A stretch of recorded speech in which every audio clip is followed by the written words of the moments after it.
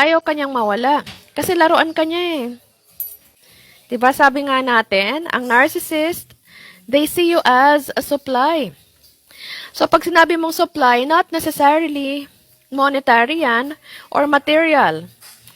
Ang narcissist, pag sinabi mong supply, it's more of the emotional supply. It's more of the ego boost. Yun yun. Kaya ka nga niya dinidevalue para ikaw, you strive. Mag-e-effort ka to prove that you are worthy. Nakarapat-dapat ka. Ganon. So habang pinoprove mo yung sarili mo, that you are worthy to be loved, tumataas yung ego niya.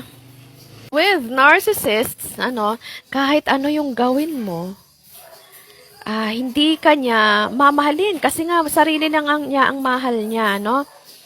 Kahit ano pa yung gawin mo, kaya ka mauubos. Kasi i-devalue at i-devalue ka niya.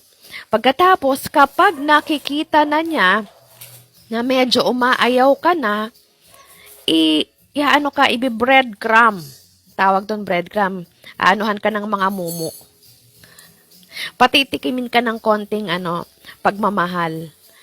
Ganon. Patitikimin ka ng konting atensyon. Lalagyan ka ng betchin, kumbaga sa niluluto. Diba?